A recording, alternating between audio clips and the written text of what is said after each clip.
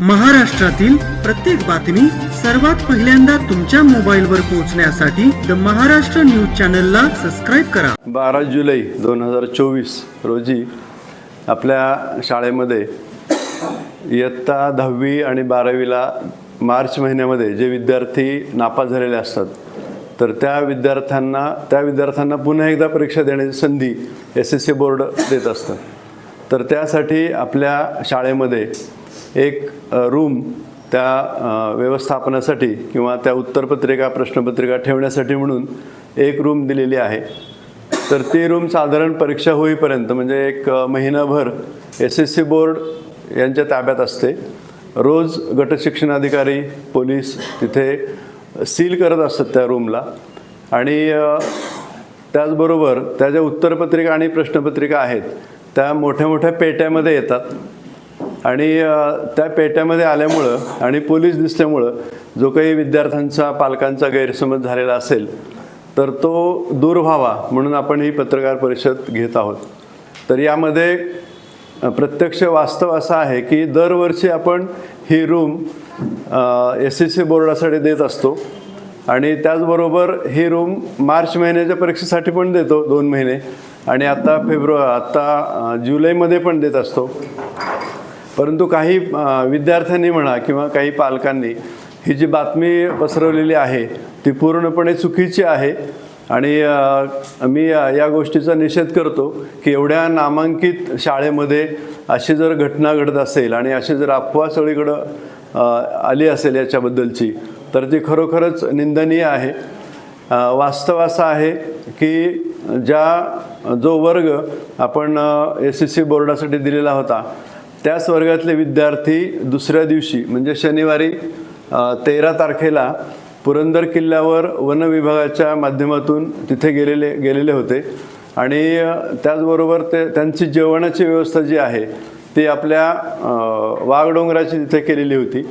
तर हे सगळं या सगळ्या गोष्टींचा या घटनांचा काहीतरी वेगळा अर्थ लावून असं सांगण्यात आलं की शाळेमध्ये काहीतरी आहे, कोणाचं तरी प्रेत आहे आणि हे प्रेत शाळेने दडवून ठेवलेलं आहे आणि अशी एक चुकीची भूमिका किंवा गैरसमज लोकांच्यामध्ये सासवड शहरभर पसरवण्यात आला आणि दुसऱ्या दिवशी जे वन विभागाच्या माध्यमातून ही मुलं गेलेली होती त्या मुलांच्याबरोबर आपले शाळेतले लहाने सर आणि 2 शिक्षिका त्यांच्याबरोबर होत्या।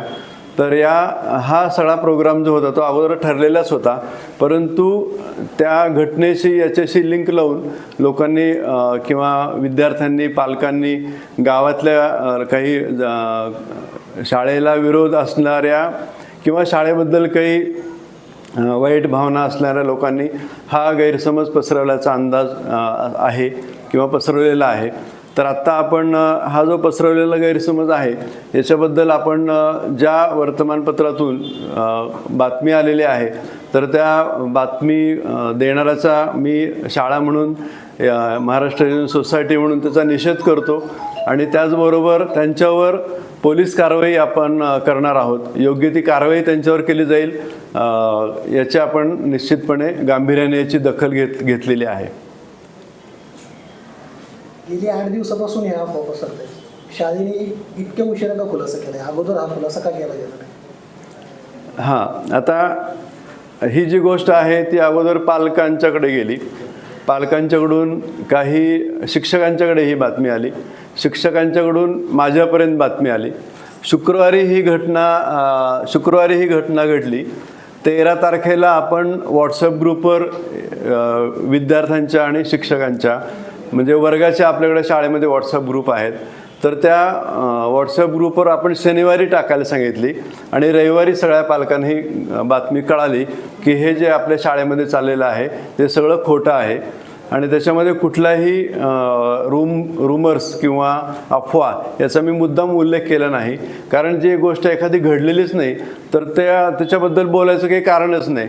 म्हणून त्या कसल्याही घटनेचा उल्लेख न करता स्पष्टपणे आपण सांगितलं की हे जे काही आहे ते सगळ्या अफवा आहेत आणि याच्यावर कोणीही विश्वास ठेवू नये अशा प्रकारचा मेसेज आपण पालकांना विद्यार्थ्यांना शनिवारी दिलेला आहे आणि तो रविवारी सगळ्यांना समजलेला आहे। शाळेमध्ये ॲम्ब्युलन्स आली होती अशी एक चर्चा आहे. शनिवारी ॲम्ब्युलन्स आली होती का नव्हती? शाळेमध्ये कसल्याही प्रकारची ॲम्ब्युलन्स आली नव्हती. आपल्याकडे जो पोषण आहार असतो तो पोषण आहार त्या छोट्याशा गाडीमध्ये येतो. तर ती गाडी आपल्याकडे दररोज येते दुपारच्या वेळी आणि सकाळी 9:30ला पण येते. मधल्या सुट्टीमध्ये साधारण तो पोषण आहार दिला जातो. त्या कालावधीमध्ये ती गाडी येते. एवढ्या 8 दिवसात कोणता विद्यार्थी गैरहजर आहे का शाळेमध्ये? ती पण आपण चौकशी केली.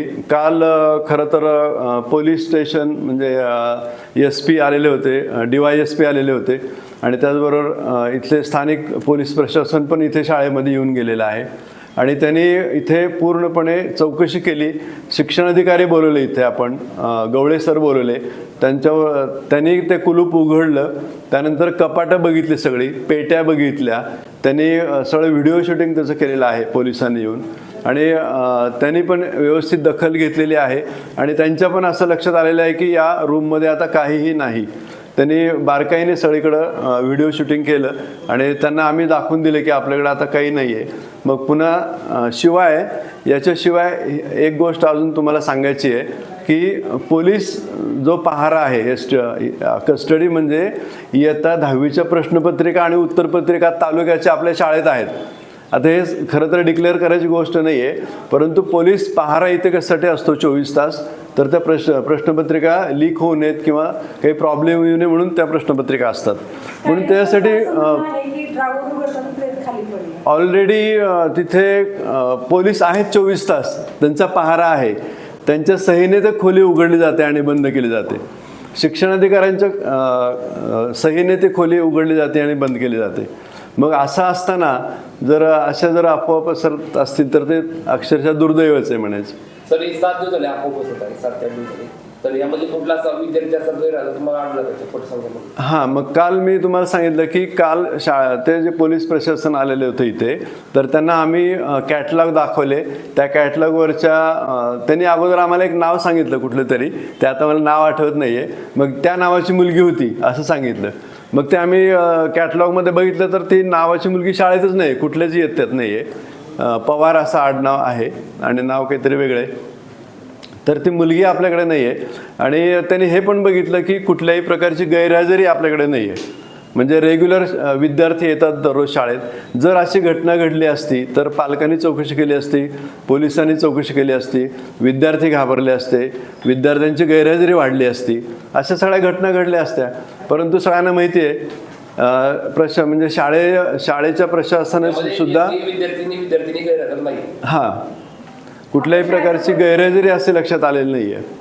असं देखील समजलंय की ज्या दिवशी या अफवा पसरली त्या दिवशी, त्याच्या अगोदरच्या दिवशी किंवा त्या दिवशी असं चर्चा आहे की 2 विद्यार्थ्यांमध्ये मारामारी झाली आणि त्या मारामारीमध्ये एक विद्यार्थी जखमी झाला म्हणून ॲम्ब्युलन्स आली होती आणि ते दोघांची भांडणं आणि ती मुलीचं जी चर्चा आहे हे एकत्रित प्रकरण होतं. असं काही आहे का? अशी एक चर्चा होती. नाही, ॲम्ब्युलन्स शाळेत आलीच नाही. आपल्याकडे अजून एक तुम्हाला जास्त माहितीसाठी म्हणून सांगतो की आपल्याकडे CCTV आहे. काल CCTV फुटेज 12 तारखेपासून त्यांनी चेक केलेलं आहे पोलिसांनी. त्याच्यामध्ये सुद्धा त्यांना कसलेही ॲम्ब्युलन्स आढळले नाही ना कसलं काहीच आढळलेलं नाही आहे. त्याला कोणी हात लावू नये मुलांनी म्हणून. सील करतानाचा काय वास येतो का? त्यामुळे तर मुलांना काय नाही, ते डिंक असतो. हां, कुलूपाला ते गरम करावं लागतं. नाही, ते हे नसतं, काय म्हणतात त्याला, ते लाल हे जे असतं ना ते नाही, लाख वगैरे नसते, ते डिंकाने चिकटवतात कुलपावर कागद. हां, अगोदर सह्या करायच्या आणि त्याच्यानंतर डिंक लावून चिकटवायचं कुलपाला, अशी पद्धत आहे ती. हो, आणि त्यांचं पण चेकिंग असतं. म्हणजे आम्हाला सुरुवातीला त्यांनी बेंचेस काढायला लावले, त्याच्यानंतर सगळ्या खिडक्या बंद करायला लावल्या की आत्ता तुम्हाला सगळ्यांना माहिती आहे की पेपर लीकचं प्रकरण फार मोठ्या प्रमाणात आहे.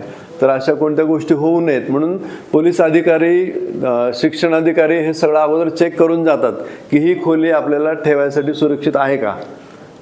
तर ती सुरक्षित आहे असं लक्षात आल्यानंतर मग त्यांनी ते ठेवलेलं आहे असं.